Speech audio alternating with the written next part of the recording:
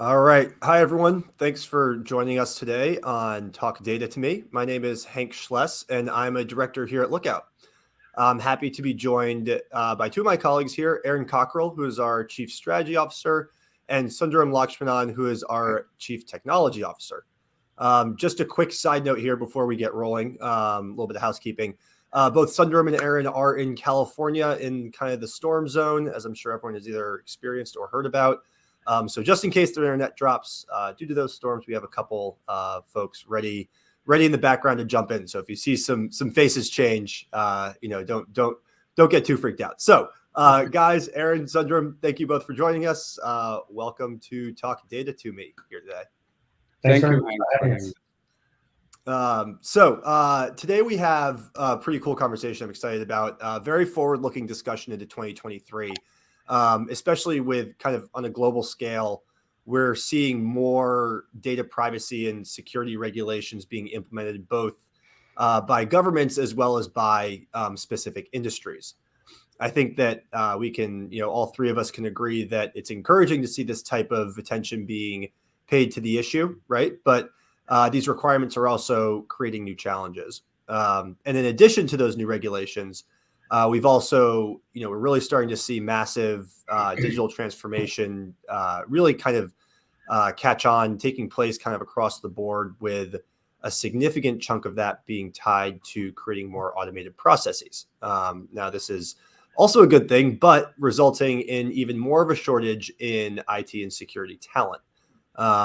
So as 2023 gets rolling, there are obviously a ton of trends around the cybersecurity industry, but there are a few that we feel are more influential than others, and that's why we have Aaron and Sundaram on here. So, guys, excited to hear your input and kind of help us all understand a little bit more about what could be at the top of that very long list.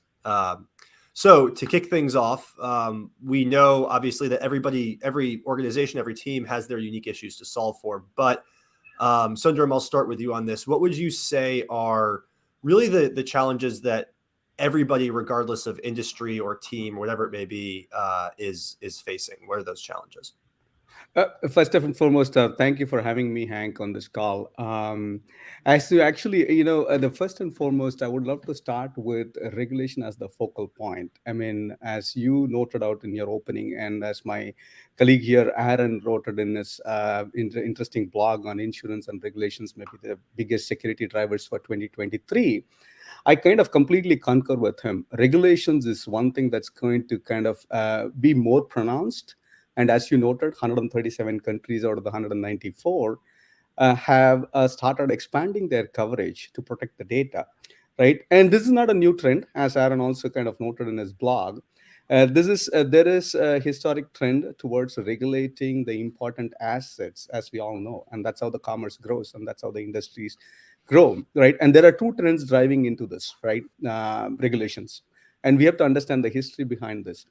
As more and more of us live our lives online, we share some very important things that we would consider private in our lives more openly now, right? Like, of course, with restricted people, like be it healthcare, right? Like healthcare records being shared with healthcare providers, financial service records, shopping, our search history. Nowadays, we share a lot of our thoughts online with the social media. So there is so much data out there. And the second trend that's driving this is what you noted again as enterprise digital transformation, right? And what used to be within these fortified fortresses, now the data, and as you all know, it's all about data for enterprises, and these data is now out in the public clouds and public SaaS applications, right? And these data, whether it's a consumer data or enterprise data, in the wrong hands can cause a lot of havoc. And another important thing to note is more and more of our critical infrastructure, be it pipelines, be it utilities, be it facilities, power facilities, these are all online, right? And this is where the regulatory bodies have to step in. We know that, right? And it should be no surprise to our audience. I'm sure our audience have dealt with a handful of regulatory compliance things in their day-to-day jobs, right? And having said that, and you also alluded to an important trend. See, the regulatory bodies, right, and come up with regulations to secure the most important assets, And this is a continuing trend. It used to be the industry focused ones like PCI, like HIPAA, or for example, ITAR for specific sectors. But then with the more and more consumerism, more and more digital consumerism, now the governments have started waking up to secure their citizen data. And that's where the GDPR and the CCPA, right, California's Consumer Privacy Act, stepping in. Now the bigger bodies, like bigger nations, they are stepping in to regulate this. And here, this is where I would say regulation are actually a good, in a sense. They give you a framework, and they talk about the important assets, which is the identity and the data and the access. So in sense, it's a good. So what has changed now is, before it used to be very selected companies, the big corporations that used to be affected, but now it's going to affect a lot more companies that do business with these big corporations, and also the companies that are doing business globally, right? And this is kind of one of the first challenge I would start looking more deeper into, right, Aaron? What do you think? I think that the other big change that we're going to see over the next couple of years, but especially starting this year, is the focus on cybersecurity insurance. And I think there's an interesting relationship here potentially between regulations and cybersecurity insurance. But to start with, we see a lot of customers increasingly adopting cybersecurity insurance. The growth rate in that market is staggering, 25-30% CAGR, depending on what analysts reports that you read, and it's for obvious reasons. Breaches continue to increase. We continue to live our lives online, as you said, and so the impact to a business if there's a data breach is significant, and so the adoption of cybersecurity insurance, we expect will continue to increase at a fairly staggering rate. But there's two interesting aspects to that. The first one is these cybersecurity insurance organizations then drive security requirements into the companies that they're providing insurance for. So as part of a cybersecurity insurance policy, the security organization, the IT organization in general, it becomes incumbent upon them to implement specific endpoint protection, specific data protection, data loss prevention, different technologies that in many cases these companies may or may not have necessarily implemented. So the first thing I see is that cybersecurity insurance is going to drive a more rapid adoption of specific cybersecurity tools. So I think that's an interesting, going to be an interesting impact on our industry. The second part of it is a lot of companies, because of that skills gap and a recognition of that breaches ultimately simply are going to happen and you need to be prepared for them. Part of filling that cybersecurity skills gap is to purchase insurance. So it's a bit cyclic. So you're defending your organization by buying insurance for your cybersecurity gap.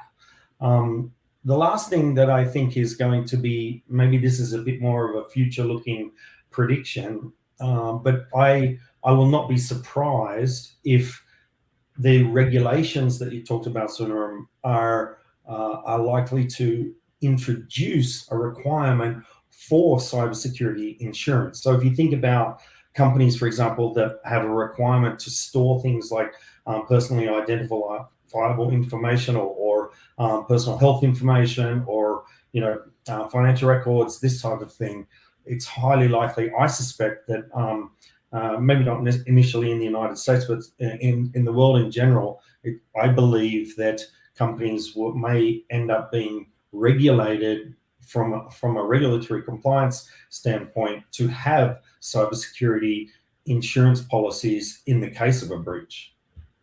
I completely concur. That trend is going to continue. I like, Aaron, how you kind of characterize it as cyclical. I think it's an interesting way of thinking about it. And yeah, guys, I think those are two great places to start out. And Aaron, you started to kind of started speaking a little more forward thinking. Before we get to kind of diving into more predictions, you guys obviously spend a lot of time, out there speaking to, whether it's our customers or analysts or whoever it may be. How are you seeing some of the more forward thinking folks or teams really approaching these two key challenges? And Sundaram, let's start with you again. Sure. There is a very interesting anecdote that I would love to share here. Not so in the distant past, I was in a conversation with a CISO of a Fortune 10 healthcare company, and he was telling me a few things that kind of struck a chord with me. One of the things he was telling me was he was dealing with 135 security vendors, right? To just secure. I mean, it's a Fortune 10 company. We need to understand, right? And the second thing he said was the skill shortage, even back then, was pretty acute. But now, extrapolate to today and to the future, what's happening is the technology is moving too fast, too quickly for a lot of people, right? Be it a digital transformation, one day you move to AWS public cloud, right? Like the next day, another team starts migrating to Azure, and these are not the same, conceptually the same, but the skill sets required to manage are not the same, right? And you throw in other public clouds. Same thing with the SaaS applications. And these are things that are not tangible for people to touch and feel. These are things that you control over your browsers. And this is where the skill set, the talent skill set is short, and the number of people required to manage is too short. And then the third important thing that I want to highlight is the silos that these things have created, right? And this goes back to what Aaron is saying. And this is where the automation becomes such an important critical aspect in this whole security thing. And automation, by automation, we don't mean like the old style, scripting or shell scripting or managing through configurations. These are real automations that can react in real time. When you see a threat in one, how do you isolate it and remove that threat, right? And that's the level of automation, right? And Aaron, I would love to hear your thoughts on this, right? What do you think about that? I definitely think that automation and orchestration is going to be something that we use to address the skill shortage. But the one thing that I would say in that area is, and this is unfortunate, I would say many of the vendors in the security space have not done a great job in integrating between the different security products. So it makes automation and orchestration difficult. And if you've got already an existing skills gap, then building an orchestrated and automated response to security events, it becomes a tall order if when you haven't got the right people. So I think the other thing that we're going to see to address specifically that is the rapid evolution of MDR and MSSP. So managed detection and response, or managed security providers, service providers. And I think that they will be the ones that take these 136 security tools and start to integrate them. And I suspect that will be revolve frequently around, for example, industry verticals. So you'll get MSSPs that are very good at integrating all of the security tools that are required for healthcare vertical or the financial services vertical, referring back to the regulations that you talked about at the beginning, Sundaram. So I see that these service providers are going to hopefully fill the gap of the missing security professionals that we have in our industry by catering for multiple organizations at once that have a similar cybersecurity need. So I think that's one of the things that we'll see, and I think that's going to result in simplification, which is a great thing, of that multi-vendor scenario. But if you get into, Hank, we're talking, about predictions as well. From my perspective, I see the evolution of these MSSPs being somewhat vertically focused, or maybe another way to say it is specifically focused on specific sets of security tools and integrating them very well and offering them as a single implementation and managing that for the customer. But I also think that there's going to be, since you mentioned the whole cyclic nature of this industry, I think that there'll be a lot of dependence between the cybersecurity insurance vendors and which MSSP a company chooses to use, because MSSPs will not only start to develop their integrated security orchestration and response around specific tools and around specific regulations, but also organize them in relation to the requirements for a cybersecurity insurance. So I think it's going to be an interesting couple of years. Excellent points. Yeah, no, I think that's really interesting, Aaron. It's I think especially with the point about it's like the MSSPs themselves, as everyone tries to kind of take these 136 tools or whatever it may be. I mean, these are all tools that are still being used. So it'll be interesting to see if there's kind of the emergence of these verticalized or specialized MSSPs, MDRs that say, hey, we work with this suite or this bundle of solutions, and we specialize it. We're the best at it, so you should go with us. And kind of, and again, with the cyclical nature of it, will that be driven by insurance? Oh, you have to use this managed provider in order to get our insurance of that. I mean, it'll all be, or at least this MSSP knows how to abide by the requirements for this insurance company. Correct. Right. Either or. So, yeah, no, all interesting stuff, guys. So, to start sort of wrapping things up here, we have a few minutes left, but we've kind of hinted at these predictions. Aaron, I'll start with you since you gave one earlier. What are some of your key predictions for 2023? The biggest one that I think is the prediction that I would like to see happen, maybe as opposed to what I expect to happen, is security tools. We're all talking about this vendor consolidation strategy. Lots of companies are building platforms that claim to solve all of your problems. I think that we have to, and the Biden administration are actually taking an interesting new approach to cybersecurity, reaching out into even the private sector pretty extensively, and there's some interesting potential upcoming regulations here. But the biggest thing that I think that maybe it's not a prediction but a wish is that we need to do a better job of working together, all of the security vendors, and I'd like our company Lookout to start doing that and take a lead there, in order to deliver on the MSSP predictions that we talked about, and in order to deliver on meeting the requirements for cybersecurity insurance. Security tools are going to have to work together, and that means security vendors working together. So my prediction, at least for our space, is that we need to do a lot more partnering, and I'm looking forward to that. Excellent. Sundaram, you're up. I would definitely concur with what Aaron mentioned there. Just to elaborate one point though, see, there is a grayscale. Is one better or is 135 better? The answer is neither. And there is a number in between, and that's the number I'm looking for.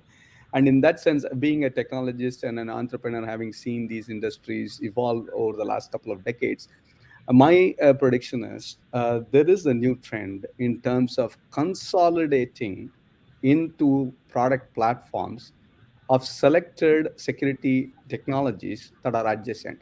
Just as an example, just like Lookout, as you all know, is in this space called Secure Access Services Edge, where we consolidate all the edge security services into one digital platform. That, I think, is more what you call it, a homogeneous, a natural evolution of products by consolidating all the different accesses into one platform. And that will give you both the automation gap that you have in these products in the past. It'll address that, and it'll also address the vendor basically overload, right? Like that the enterprises have. But to keep up with what Aaron mentioned, there is a truth between, like in the sense there is some consolidation that's going to happen, And then there are things that are going to evolve through partnerships and MSSPs. And both trends are going to play in this year and in the future years. And more analysts are predicting that. And the second prediction I would love to add here is more and more the focus is going to come to data. At the end of the day, it's the data. It's all about the data, right? Now, what tools and technologies to use to understand the data, right? Like, for example, data leak prevention tools, DLPs, or right? Understanding the data is critical. And then comes the protecting the data, right? Like what technologies are used. And they will come to the focus in this decade, right? Like it will be because more and more things get digital, and the only right thing to do there is to protect the data, right? And then to protect the access that accesses the data, identities and access. Yeah, those are the two things that I would love to add to what Aaron mentioned to his fantastic blog. Awesome. Of course, we're talking in the context of that blog. I think it's also for the audience, it might be worth raising a more general prediction, which is which directly ties into what Sundaram said. I think that security organizations need to be increasingly concerned about attacks that are not leveraging malware, but instead leveraging gaps in configuration and identity. Exactly. But that's a whole nother subject. Yeah, we'll save that for the next one. But guys, I think that's about the time we've got here today. Thank you both for taking the time out of your busy schedules to join us as always, and thank you to the audience for tuning in to another episode of Talk Data to Me. If you want to hear more on the topic or read a little bit more, we've mentioned this blog that Aaron wrote a couple times. There should be a link attached to this post. And we look forward to seeing y'all next time. Aaron, Sundaram, thank you both for joining. Thank you. Cheers. See you guys.